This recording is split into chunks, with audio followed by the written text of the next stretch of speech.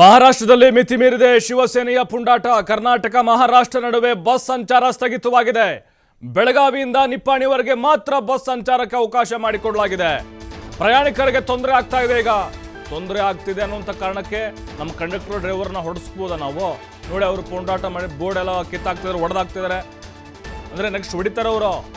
ಹಾಗಾಗಿ ನಮ್ಮ ಕಂಡಕ್ಟ್ರು ಮತ್ತು ಡ್ರೈವರ್ಗಳು ಅವ್ರ ಒಂದು ಜವಾಬ್ದಾರಿ ಸರ್ಕಾರದ ಮೇಲಿದೆ. ಹಾಗಾಗಿ ಒಂದು ಉತ್ತಮ ನಿರ್ಧಾರ ಇದು. ನಿನ್ನೆ ರಾತ್ರಿಯಿಂದ ಎಲ್ಲ ಬಸ್ಗಳು ಕಾರ್ಯಾಚರಣೆ ರದ್ದಾಗಬೇಕು ಗೊತ್ತಾಗಲಿ. ನಿಪ್ಪಾಣಿಯಿಂದ ವಾಪಸ್ ಕಳಿಸ್ತಿರೋ ಪೊಲೀಸರು.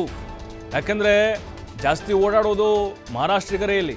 ಮುಂಬೈ, ಠಾಣೆ, ಶಿರಡಿ, ನಾಸಿಕ್, ಕೊಲ್ಲಾಪುರ, ಪುಣೆ, ಮುಂಬೈ ಮಾರ್ಗದ ಎಲ್ಲ ಬಸ್ ಸಂಚಾರ ರದ್ದಾಗಿದ್ದಾವೆ. ಮುಂಗಡ ಬುಕ್ಕಿಂಗ್ ಮಾಡಿರೋ ಟಿಕೆಟ್ ಕೂಡ ರದ್ದಾಗಿದ್ದಾವೆ. ನೋಡಿ, ಕನ್ನಡಿಗರು ಕೂಡ ಮಹಾರಾಷ್ಟ್ರಕ್ಕೆ ಹೋಗ್ತಾರೆ, ಚಿಕಿತ್ಸೆಗಂತ ಹೋಗ್ತಾರೆ, ಏನೋ ಅವರು ವ್ಯವಹಾರಕ್ಕಂತ ಹೋಗ್ತಾರೆ.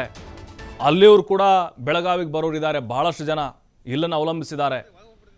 ಹಂಗಂತ ಹೇಳಿ ಈಗ ಜನರಿಗೆ ನಾವು ಸೇವೆ ಕೊಡ್ತಾ ಇದ್ದೀವಿ. ಹೌದು, ಜನರಿಗೆ ಅನಾನುಕೂಲ ಆಗುತ್ತೆ ಬಸ್ಗಳಿಲ್ಲದೆ ಇದ್ದರೆ. ಹಾಗಂತ ನಮ್ಮ ಕನ್ನಡಿಗರ ಮೇಲೆ ದೌರ್ಜನ್ಯ ಮಾಡೋದು ನಾವು ನೋಡಿಕೊಂಡು ಸುಮ್ಮನೆ ಕೂರೋಕ್ಕಾಗೋದಿಲ್ಲ. ಬಸ್ಗಳು ಸರ್ವಿಸನ್ನು ಈಗ ಸ್ಟಾಪ್ ಮಾಡಿದ್ದಾವೆ. ಯಾಕೆಂದರೆ ಇವ ಶಿವಸೇನೆಯವರು MS ಯಾವಾಗ ದಾಳಿ ಮಾಡ್ತಾರಂತ ಹೇಳೋಕ್ಕಾಗಲ್ಲ. ನೋಡಿ, ಏನಾದರೂ ಹಲ್ಲೆ ಮಾಡಿದರೆ ಯಾರು ಹೊಣೆ ಆಗಾದರೆ? ಯಾಕಂದರೆ ಮಹಾರಾಷ್ಟ್ರ ಅದು, ಇಲ್ಲೇನೋ ನಮ್ಮ ಕರ್ನಾಟಕದಲ್ಲಿ ಆಗ್ತಿದೆ ಅಂತ ಹೇಳಿದ್ರೆ ನಮ್ಮ ಕನ್ನಡಿಗರು ಯಾರೋ ಒಬ್ರು ಇರ್ತಾರೆ, ಅದನ್ನು ತಡೆಯುವಂಥ ಕೆಲಸವನ್ನು ಮಾಡಬಹುದು. ಹಾಗಾಗಿ ಅವರ ಪ್ರದೇಶ ಆಗಿರೋದ್ರಿಂದಾಗಿ ಏನು ಮಾಡೋಕ್ಕಾಗೋದಿಲ್ಲ. ಈಗ ಬೆಳಗಾವಿಯಿಂದ ನಿಪ್ಪಾಣಿಯವರಿಗೆ ಮಾತ್ರ ಬಸ್ ಸಂಚಾರಕ್ಕೆ ಅವಕಾಶ ಮಾಡಿದ್ದಾರೆ. ನಿನ್ನೆ ರಾತ್ರಿಯಿಂದ ಎಲ್ಲ ಬಸ್ಗಳ ಕಾರ್ಯಾಚರಣೆ ಕ್ಯಾನ್ಸಲ್ ಆಗಿದೆ.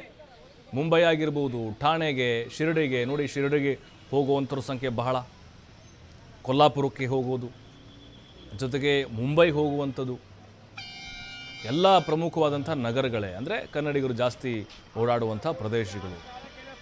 ಬಟ್ ಈಗ ಈ ಸಹಕಾರವನ್ನು ಕೊಡಬೇಕು ಜನರು ಕೂಡ. ಯಾಕಂತಂದರೆ ಈಗ ನಮ್ಮ ಯಾರೋ ಬೇಕಾದಂಥವ್ರು ಅಥವಾ ನಮ್ಮ ಮನೆಯವರೇ ಅಲ್ಲಿ ಆ ಮಹಾರಾಷ್ಟ್ರ ಕೆಲ ಪುಂಡರಿಂದ ಹಲ್ಲೆಗೊಳಗಾಗ್ತಾರೆ ಅಂತ ಹೇಳಿದ್ರೆ ಸಹಜವಾಗಿ ಬೇಸರ ಆಗುತ್ತೆ. ನಾವು ಕನ್ನಡಿಗರು ಅಂತ ಈ ವಿಚಾರವನ್ನು ನೋಡಬೇಕಾಗತ್ತೆ. ಯಾಕಂದರೆ ನೋಡಿ, ಅಲ್ಲಿ ಚಾಲಕರು ನಮ್ಗೆ ಧಮಕಿ ಹಾಕ್ತಿದ್ರು, ಜೊತೆಗೆ ಬೋರ್ಡ್ ಹೊಡೆದು ಹಾಕಿದ್ರು. ನೆಕ್ಸ್ಟ್ ಅವ್ರ ಮೇಲೂ ಕೂಡ ಹಲ್ಲೆ ಮಾಡ್ತಾರೆ ಇವರು. ಹಾಗಾಗಿನೇ ಈ ರೀತಿ ಪಾಠ ಕಲಿಸ್ಬೇಕು ಅವ್ರಿಗೆ. ಹೇಗೆಲ್ಲ ಸಾಧ್ಯ ಇದೆಯೋ ಅದೇ ರೀತಿಯಾಗಿ ಅದೇ ಮಾರ್ಗದ ಮೂಲಕ ಇವ್ರಿಗೆ ನಾವು ಬುದ್ಧಿ ಕಲಿಸಬೇಕು.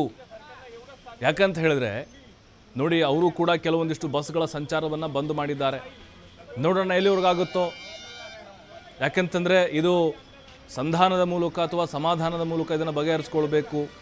ಈಗ ಅವ್ರು ಹಲ್ಲೆ ಮಾಡ್ತಾರೆ, ಕನ್ನಡಿಗರು ಕೂಡ ಅವರ ಕಂಡಕ್ಟರ್ ಡ್ರೈವರ್ ಮೇಲೆ ಅವರು ಹಲ್ಲೆ ಮಾಡುವಂಥ ಪ್ರಯತ್ನಗಳು. ಹಾಗಾಗಿ ಇದು ಜಿದ್ದಿಗೆ ಜಿದ್ದು ಆಗ್ತಾ ಹೋಗುತ್ತೆ.